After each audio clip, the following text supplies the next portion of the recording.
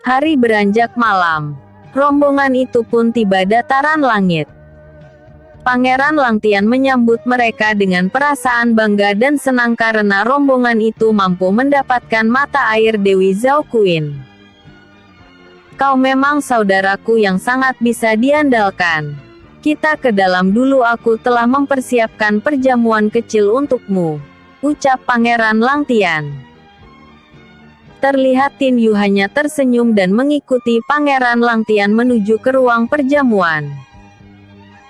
Banyak makanan dan minuman tersaji di atas meja. Tiba-tiba saja Putri Langyun berjalan menghampiri Tin Yu dan menuangkan anggur di gelas yang berada di hadapan Tin Yu. Apa yang dilakukan Putri Langyun membuat seisi ruangan yang tengah duduk di meja perjamuan menjadi heran. Karena tak biasanya sang putri melakukan hal itu pada seseorang, apalagi orang itu adalah pemuda yang bernama Tin Yu. Pangeran Langtian juga begitu merasa heran akan apa yang dilakukan adik perempuannya. Karena di dalam daratan langit, khususnya para bangsa elf, jika seorang wanita menuangkan anggur kepada seorang pemuda di sebuah perjamuan makan, maka wanita itu menyatakan dirinya sebagai wanita terdekat dari sang pemuda. Maka pemuda lain tak akan berani mengganggu hubungan mereka. Apa yang terjadi dengan mereka berdua? Apakah dengan perjalanan mencari mata air Dewi Zhao Qin, Tin Yu dan adikku telah menjalin suatu ikatan asmara? Jika itu benar adanya, maka aku akan merestui hubungan mereka, batin Pangeran Langtian. Tin Yu yang ditatap semua orang di dalam perjuangan itu menjadi risih. Untuk mengalihkan semua yang terjadi, Tin Yu mengeluarkan mata air Dewi Zhao Qin dari dalam cincin ruangnya. Pangeran, inilah mata air Dewi Zhao Qin yang telah kami dapatkan. Silakan jika pangeran ingin melihatnya, ucap Tin Yu sambil memberikan mata air Dewi Zhao Qin kepada Pangeran Langtian. Benar saja, setelah Pangeran Langtian melihat mata air itu, maka seluruh orang yang berada di dalam perjamuan makan menjadi penasaran dan ingin tahu bentuk dan rupa mata air Dewi Zhao Qin. Sehingga semua orang yang tadinya memperbincangkan Tin Yu dan Putri Langyun, kini perhatian mereka semua teralihkan dengan mata air Dewi Zhao Qin yang berada di tangan Pangeran Langtian. Putri Langyun yang menyadari jika Tin Yu sengaja mengalihkan perhatian semua orang di dalam perjamuan makan itu, membuatnya menjadi tahu jika Tin Yu selama ini tidak mempunyai rasa apa-apa kepadanya. Aku memang tak pernah ada di hatimu dan percuma saja aku mengharapkan cintamu jika cintaku padamu hanya bertepuk sebelah tangan. Mungkin aku harus lebih dewasa lagi untuk menyikapi ini semua. Dan tak berharap banyak jika kau akan membalas cintaku, batin Putri Langyun. Putri Langyun segera pergi meninggalkan perjuangan makan itu dengan hati yang hancur. Tin Yu yang diam-diam melihat kepergian sang putri hanya bisa memejamkan mata dan merasa bersalah akan semua keadaan yang ada. Maafkan aku, Yiner. Aku tahu kau telah berusaha untuk merubah diri dan sifatmu. Semua itu demi untuk mendapatkan cintaku. Tapi aku tak bisa membalas cintamu karena ada dua hati yang kujaga. Aku tak mungkin menyakiti kedua wanita yang selama ini dekat denganku, batin Tin Yu. Di dalam kamarnya Putri Langyun sangat bersedih. Dia pun menangis sejadi-jadinya karena apa yang diimpikan-impikan untuk menjadikan Tin Yu pasangan di masa depannya, akhirnya harus kandas karena sifat Tin Yu yang tak pernah menganggapnya sebagai seorang wanita yang dekat di hatinya. Putri Langyun terus menangis hingga dia pun terlelap karena kelelahan.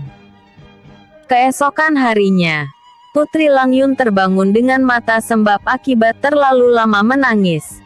Dia pun pergi membersihkan diri kemudian mengurung diri di dalam kamar. Sebuah ketukan pintu mengagetkan sang putri. Dengan bermalas-malasan dia pun membuka pintu. Karena dia tahu biasanya yang mengetuk pintu adalah pelayan yang mengantarkan pakaian ataupun makanan untuknya. Dan betapa terkejutnya sang putri saat melihat yang berada di depan pintu adalah Tin Yu. Buru-buru dia berusaha mengembangkan senyum untuk menyambut pemuda yang dicintai itu. "Guru, silahkan masuk," ucap Putri Lang Yun yang berusaha tenang. "Aku ingin melatihmu hari ini karena waktuku berada di daratan langit sangat terbatas," ucap Tin Yu. "Aku akan mempersiapkan diri guru," ucap Putri Lang Yun dengan mengambil beberapa peralatan latihan yang berada di dalam kamarnya. Tin Yu membawa Putri Lang Yun menuju ke sebuah ruangan yang terlebih dahulu dimintanya kepada Pangeran Lang Tian. Tin Yu menyadari jika Putri Lang Yun terlihat tak bersemangat dalam melakukan latihan. Apalagi dia melihat mata sang putri yang masih sembab. Hal itu membuat Tin Yu mengajak sang putri untuk berbincang-bincang di dalam ruangan tersebut. "Hai, maafkan atas sikapku semalam. Bukan maksudku untuk tak mempedulikanmu, tapi keadaanlah yang membuat hal itu harus terjadi," ucap Tin Yu. "Aku tak apa-apa. Lebih baik guru mengajarkanku kekuatan baru agar aku lebih kuat lagi," ucap Putri Lang Yun dengan wajah penuh keceriaan. Tin Yu tetap tak ingin melatih Putri Lang Yun hari ini karena dia melihat jika wajah ceria sang putri semua itu karena keterpaksaan belaka. "Aku ingin melatihmu besok. Karena hari ini aku sepertinya lagi malas untuk melatihmu," ucap Tin Yu.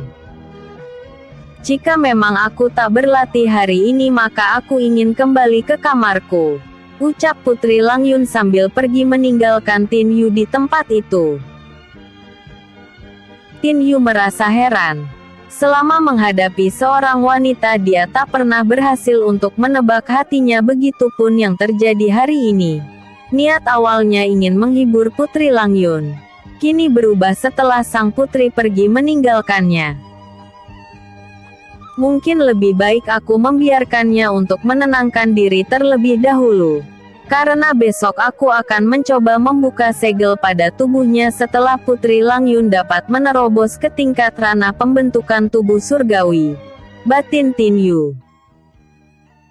Hari itu juga Pangeran Lang Tian mengajak seluruh penghuni dataran langit untuk menuju ke tempat pohon orji berada, dengan tujuan menghidupkan kembali pohon orji dengan menggunakan mata air Dewi Zhao Qin.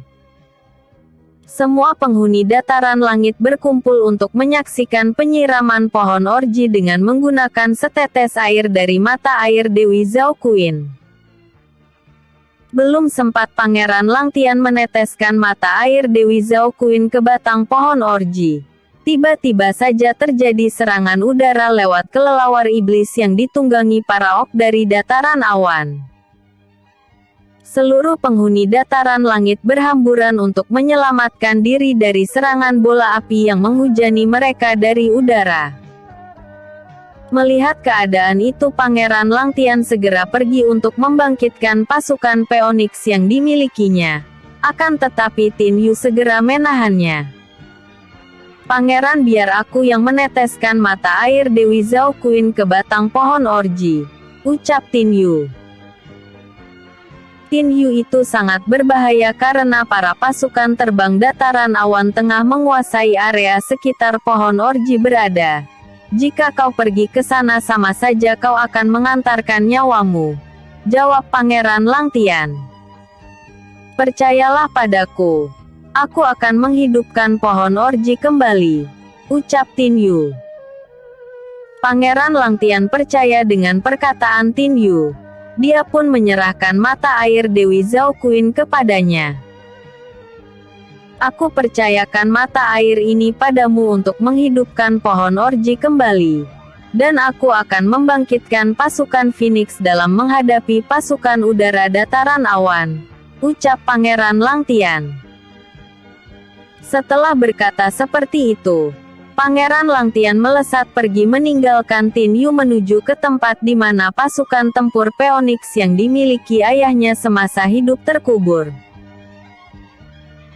Setelah berada di tempat yang dituju, pangeran membuka pintu yang menghubungkan dimensi tempat keberadaan para pasukan Phoenix terkubur.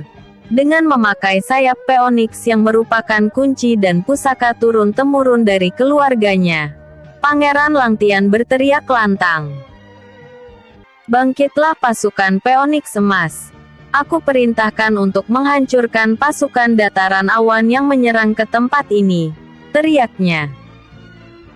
Tak lama berselang, ribuan pasukan Phoenix bersayap terbang mengudara dan menyerang pasukan dataran awan hingga terjadi pertempuran sengit di langit. Pangeran Langtian terbang mengudara, dengan gagah berani memimpin pasukan Phoenix terbang untuk menghancurkan para orc yang menyerang area kekuasaannya. Bersambung. Episode sebelumnya. Kesepakatan dengan para dewa. Episode berikutnya. Melakukan penerobosan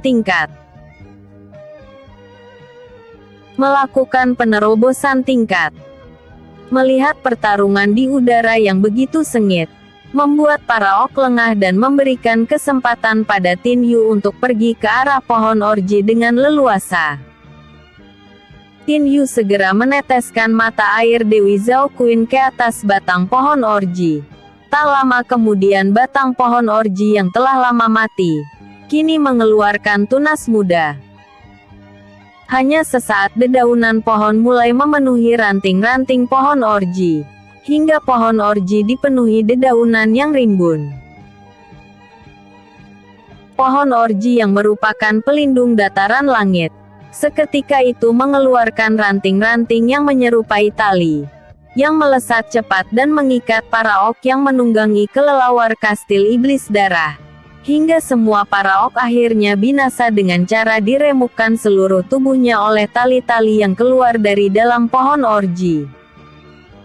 Sementara itu di daratan, Tin Yu beserta para elf menghadang pasukan darat kastil iblis darah yang menyerang. Dengan adanya Tin Yu yang memimpin, para penghuni dataran langit menjadi bersemangat dalam menghancurkan para penyerang. Hingga para pemimpin pasukan dataran awan menarik mundur kembali pasukannya karena adanya perlawanan yang kuat dari penghuni dataran langit. Hari itu dataran langit berhasil memukul mundur semua penyerang, baik pasukan di daratan maupun pasukan udara musuh. Kemenangan pertempuran besar-besaran di dataran langit merupakan pencapaian terbesar dan keberhasilan pertama kali yang didapatkan selama pemerintahan Pangeran Langtian. Walaupun banyak korban yang berjatuhan di pihak dataran langit, semua itu dapat terbayar dengan adanya kemenangan di pihak mereka. Apalagi saat ini pohon orji telah kembali hidup dan melindungi dataran langit kembali. Para penghuni dataran langit menguburkan semua anggotanya yang mati dengan layak. Dan Pangeran Langtian akan menjamin seluruh keluarga yang ditinggal mati oleh para pahlawan yang bertempur hari itu. Sementara itu Raja Kastil Iblis Darah begitu sangat murka dengan kekalahan pasukannya yang gagal untuk mendapatkan mata air Dewi Zhao Qin dan menghancurkan daratan langit. Hingga sang raja menyuruh pasukannya agar mempersiapkan diri dalam menghadapi pertempuran besar-besaran yang akan terjadi. Karena Raja Kastil Iblis Darah yang akan memimpin langsung penyerangan kedua kalinya ke daratan langit. Semua kekuatan pun dihimpunnya, baik dari Kastil Iblis Darah maupun dari seluruh penghuni dataran awan. Di suatu ruangan khusus Raja Digos yang merupakan pemimpin dari Kastil Iblis Darah, melakukan sebuah ritual agar dapat membuka tabir kegelapan yang merupakan makhluk pelahap yang ada di alam semesta. Dia pun mengorbankan beberapa penghuni daratan awan untuk dapat membuka tabir kegelapan yang berada di daerah netral antara kekuasaan dataran langit dan kekuasaan dataran awan. Dalam membuka tabir tersebut Raja Digos akan memerlukan beberapa hari dalam melakukan ritualnya, sampai saat tabir kegelapan tersebut terbuka. Tin Yu bermeditasi di dalam kamarnya dengan menggunakan penglihatan dari kekuatan 4 hukum alam yang dimilikinya. Akhirnya Tin Yu menyadari akan adanya bahaya yang luar biasa besarnya yang akan menuju ke daratan langit beberapa hari ke depan.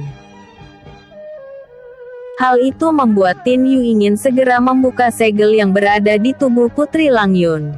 Karena Tin Yu menyadari jika potensi kekuatan besar yang ada di tubuh Putri Langyun akan membantu banyak hal dalam pertempuran yang akan terjadi antara daratan langit dan daratan lawan. Tin Yu kembali mendatangi Putri Langyun di kamarnya. Dan kembali sang putri menyambutnya dengan senyum yang dipaksakan. Tanpa disuruh oleh sang putri, Tin Yu masuk ke kamarnya dan melakukan percakapan di sana. "Yuner, sebenarnya aku telah mengetahui jika di dalam tubuhmu terdapat kekuatan hati janin suci yang merupakan kekuatan terkuat yang dimiliki bangsa elf. Dan untuk membuka segel yang membelenggunya maka kau harus melakukan kultivasi penerobosan ke tingkat selanjutnya." "Guru, bagaimana aku dapat melakukan penerobosan tingkat? Sementara untuk bahan-bahan penunjang dalam melakukan penerobosan aku tak memilikinya," jawab Putri Langyun. "Kau jangan mengkhawatirkan hal itu.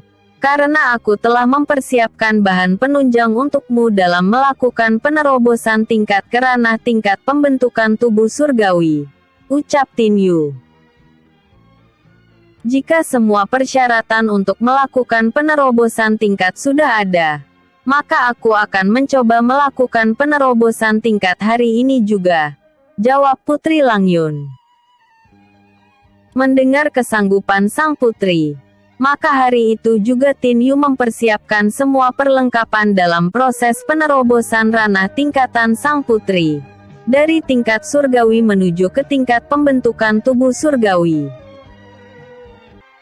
Setelah dirasa cukup, Tin Yu menyuruh Putri Langyun untuk duduk di tengah lingkaran batu roh yang mengelilinginya.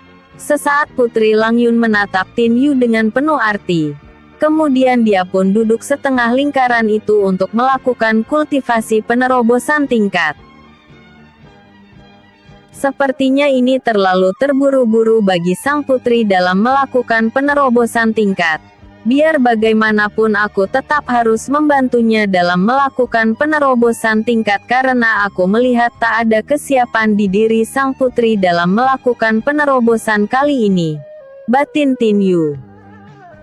Tin Yu meletakkan inti binatang roh yang merupakan naga penjaga dari alam bawah, pas di hadapan sang putri.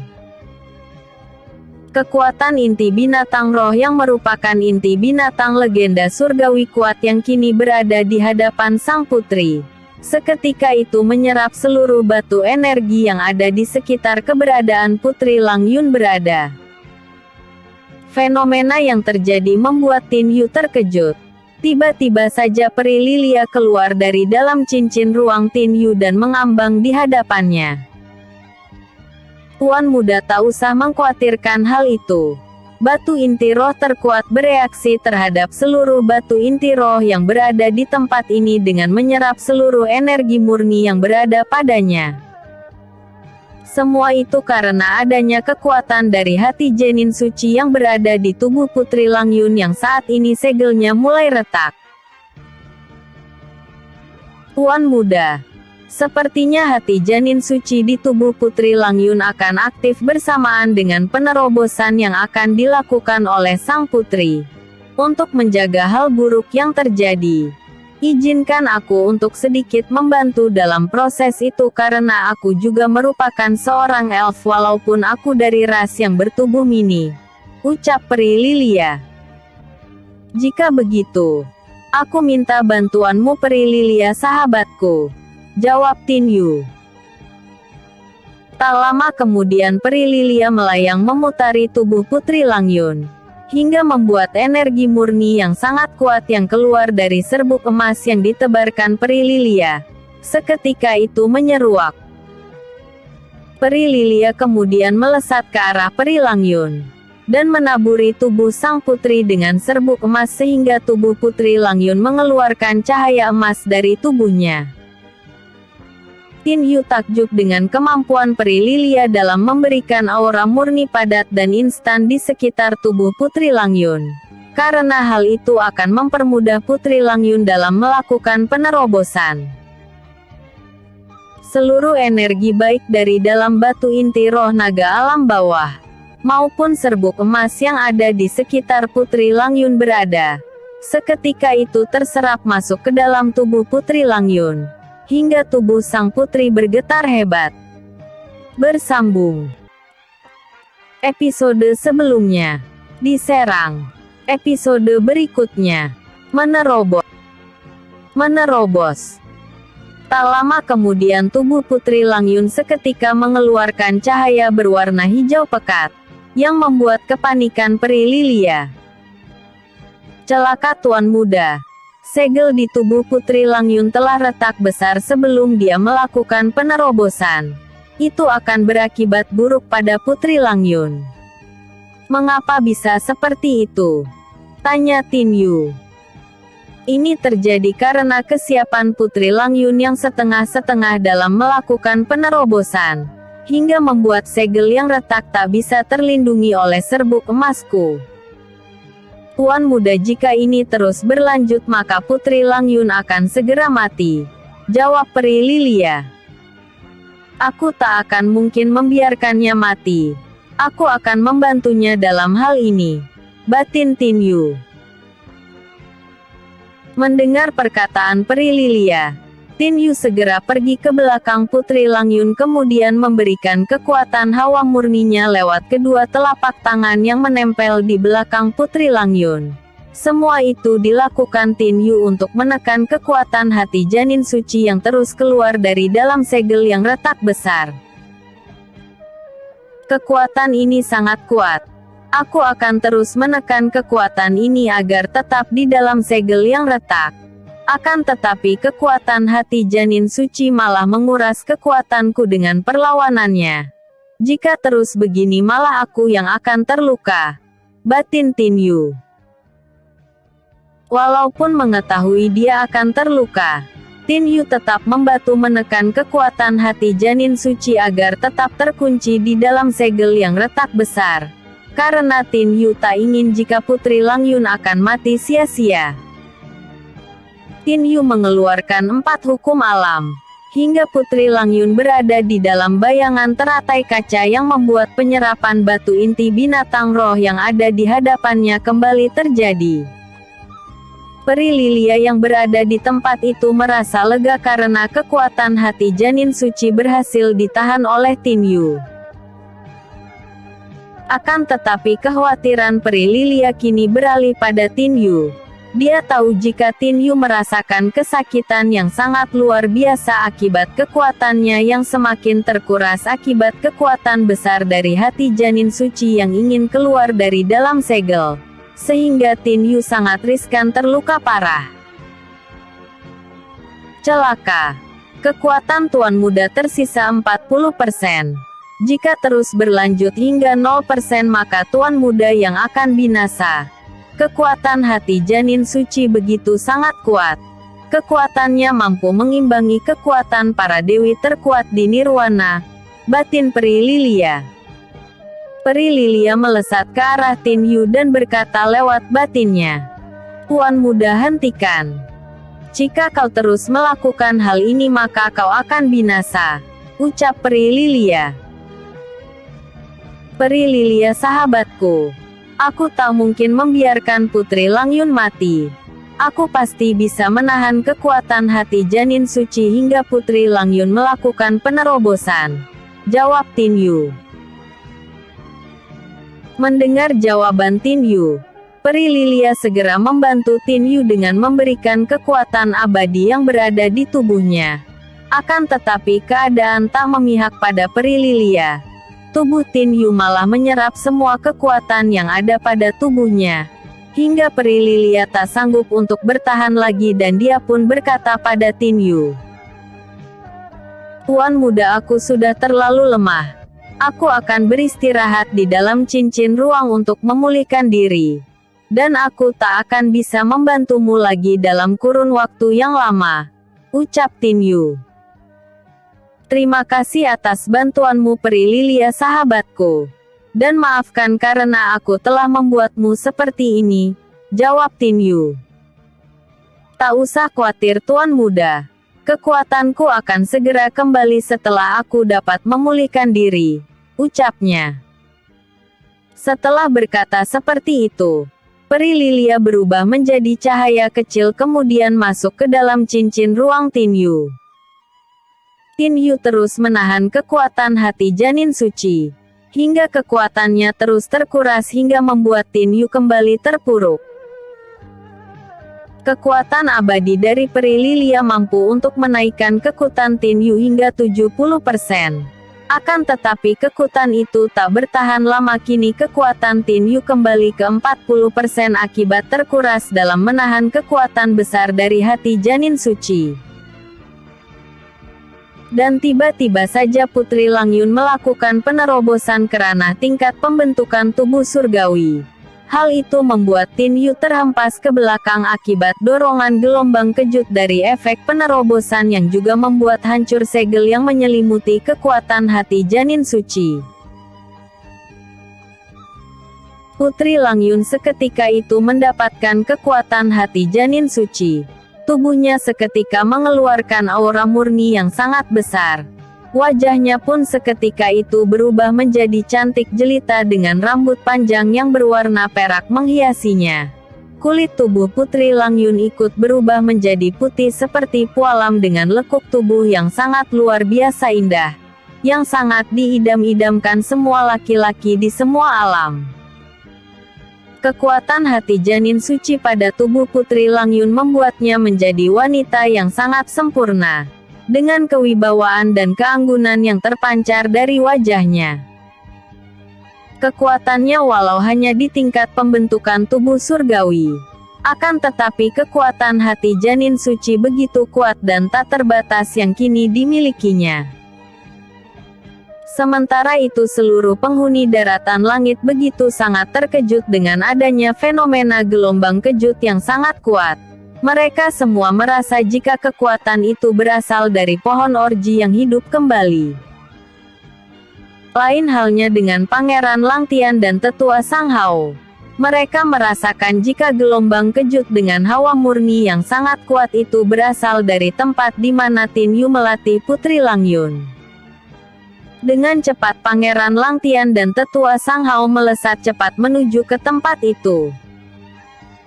Dan betapa terkejutnya mereka berdua saat melihat Tin Yu sudah tak sadarkan diri dengan Putri Langyun yang masih duduk bersila menyerap kekuatan hati janin suci ke dalam dantiannya. Pangeran Langtian dan Tetua Sang Hao tak bisa berbuat apa-apa, karena kekuatan besar yang ada di dalam tubuh Putri Langyun seperti menolak keberadaan mereka berdua. Hingga pada akhirnya kekuatan itu pun memudar dan Putri Langyun membuka matanya. Putri Langyun sangat terkejut dengan keberadaan kakak dan Tetua Sang Hao di tempat itu, dan bertanya-tanya mengapa mereka berdua dengan wajah tegang berada di tempatnya berada. Sementara itu Pangeran Langtian dan Tetua Sang Hao mengesampingkan perubahan pada Putri Langyun. Mereka berdua sangat penasaran dengan apa yang terjadi di tempat itu hingga membuat Tin Yu tak sadarkan diri. Pangeran Langtian menuju ke arah adiknya. Sementara itu Tetua Sang Hao melesat ke arah Tin Yu untuk melihat keadaannya. Yun, apa yang telah terjadi di sini hingga membuat Tin Yu tak sadarkan diri? Tanya Pangeran Langtian. Putri Langyun yang tak mengetahui keadaan yang ada, sangat terkejut ketika kakaknya mengatakan jika Tin Yu sudah tak sadarkan diri di tempat itu. Putri Langyun tak menjawab perkataan kakaknya. Dia memilih menoleh ke belakang melihat ke arah Tetua Sang Hao yang telah melakukan pertolongan pada Tin Yu. Kak Tin Yu. Hanya itu suara yang keluar dari mulut sang putri. Dia kemudian berlari menuju ke arah Tin Yu dan segera memeluknya sambil terisak. Cepat, cepat tolong Kak Tin Yu, ucap Putri Lang Yun dalam isaknya. Yuner, Tin Yu hanya kelelahan. Tenaga yang tersisa pada tubuhnya hanya 20%. Lebih baik dia dibawa ke balai pengobatan untuk mendapatkan perawatan di sana, ucap tetua Sang Hao. Tanpa menunggu lama, Putri Lang Yun segera mengangkat tubuh Tin Yu, kemudian membawanya ke balai pengobatan. Pangeran Lang Tian dan tetua Sang Hao sangat terkejut melihat Putri Lang Yun yang membawa pergi Tin Yu. Dia seperti tak kesulitan sama sekali dalam mengendongnya dan pergerakannya pun begitu sangat cepat dan ringan. Karena penasaran, kedua orang itu pun menyusul Putri Lang Yun yang pergi menuju ke balai pengobatan. Bersambung. Episode sebelumnya. Melakukan penerobosan tingkat. Episode berikutnya. Mendapatkan teratai nirwana. Tin Yu ditangani para elf yang mempunyai kemampuan dalam teknik penyembuhan tingkat tinggi. Secara bersama-sama memberikan energi khusus pada Tin Yu agar energi yang berada pada tubuh Tin Yu dapat pulih seperti sedia kala. Akan tetapi seluruh elf yang mengobati Tin Yu merasa heran. Karena Tin Yu tak sedikit pun merespon maupun menyerap energi yang mereka berikan. Efeknya Tin Yu tetap tak sadarkan diri. Sementara itu Tin Yu yang berada di bawah alam sadarnya, bertemu dengan sosok yang sangat mirip dengan dirinya. Dia tak lain adalah Yan Lan sang ayah. Tin Yu menyadari jika yang ada di hadapannya adalah sang ayah. Dia pun akhirnya berlutut sambil memberi hormat. Ayah, telah lama aku menantikan kehadiranmu untuk datang menemuiku. Akhirnya apa yang kuimpi-impikan itu pun terjadi juga. Kau akhirnya datang menemuiku, ucap Tin Yu. Putraku, semua yang terjadi sudah ditakdirkan. Aku mati sebelum melihat kelahiranmu.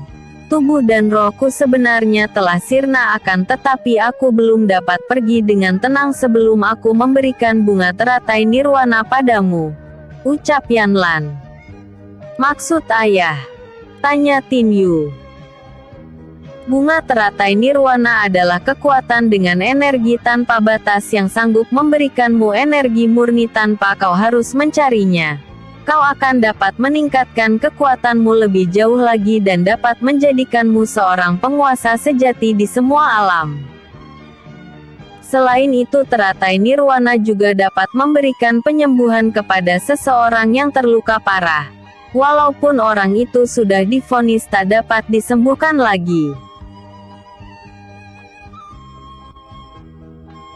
Putraku, aku akan memberikan teratai nirwana padamu dan aku ingin kau menggabungkan teratai nirwana dengan teknik jari matahari sehingga kekuatan penyembuhannya semakin sempurna.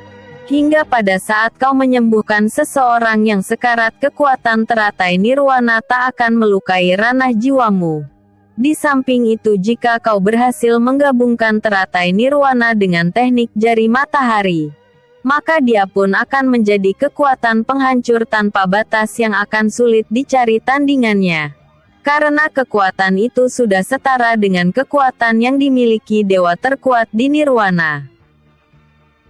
Setelah kau menguasainya aku ingin kau menggunakan kekuatan itu di saat terdesak saja. Karena kehancuran yang dikeluarkannya begitu luar biasa. Putraku, hanya itu titipan dariku, gunakan kekuatan itu dengan bijak. Putraku, selamat atas anugerah dari para dewa yang akan menjadikanmu dewa jenderal perang langit di masa depan. Ayah dan ibumu sangat bangga padamu, jawab Yan Lan. Ayah, aku akan mengikuti semua perintahmu. Dan aku akan menyatukan teratai nirwan dengan teknik jari matahari sesuai dengan keinginanmu, jawab Tin Yu. Bagus. Ayah sangat senang mendengar perkataanmu putraku. Sedari itu bersiaplah, aku akan memberikan teratai nirwana padamu, ucap Yan Lan. Tin Yu melakukan meditasi di bawah alam sadarnya. Tiba-tiba saja sebuah bunga teratai berwarna emas seketika itu keluar dari tubuh Yan Lan dan masuk ke dalam tubuh Tin Yu hingga lenyap tak tersisa. Tin Yu merasakan kehangatan yang sangat luar biasa di tubuhnya dari energi tanpa batas yang tak pernah dirasakannya. Lautan dan tian gandanya pun langsung bereaksi dan meluas, yang membuat seluruh kekuatan yang ada padanya berlipat-lipat kuatnya, termasuk kekuatan ilahi yang selama ini menjadi kekuatan terkuatnya. Putraku teratai nirwana telah merasuk ke dalam tubuhmu. Maka aku telah sampai pada tujuan hidupku, yaitu menjadikanmu pemilik teratai nirwana. Kau bisa berlatih di tempat ini dengan semua bakat yang kau miliki. Dan setelah 1 minggu kemudian kau akan kembali tersadar dengan sendirinya. Putraku, aku pamit untuk selamanya, ucap Yan Lan. Tak lama kemudian seorang wanita cantik muncul di sisi Yan Lan. Dia adalah putri Xing Xialin, ibu Tin Yu. Tin Yu menyadari jika yang ada di hadapannya merupakan kedua orang tuanya. Dengan cepat dia pun berlari ke arahnya. Akan tetapi seperti ada jarak yang memisahkan antara dirinya dan kedua orang tuanya sehingga Tin Yu tak dapat meraihnya. Karena kelelahan, Tin Yu akhirnya menghentikan larinya. Putraku, kau setampan ayahmu dan pada akhirnya aku bisa melihatmu dewasa walaupun hanya sekejap. Aku ingin melihat kau menjadi seorang kesatria sejati dan tak tertandingi di semua alam. Dan satu hal yang ku minta darimu putraku, jika kau mendapatkan keturunan dari semua istri-istrimu di masa depan walaupun itu merupakan dari ras manusia, elf, dewi, dan ras apapun itu, aku ingin kau menyatukan dan memberitahukan kepada mereka jika kau adalah ayahnya. Dan kau wajib untuk menyatukan mereka semua, ucap putri Xing Xialin. Baik ibu, aku akan mengikuti semua perkataanmu, ucap Tin Yu sambil membukukan badan memberi hormat. Tak lama kemudian tubuh kedua orang tuanya pun memudar dan Tin Yu pun tahu jika saat ini merupakan hari terakhir pertemuannya dengan kedua orang tuanya yang telah tiada. Selamat jalan ayah, ibu.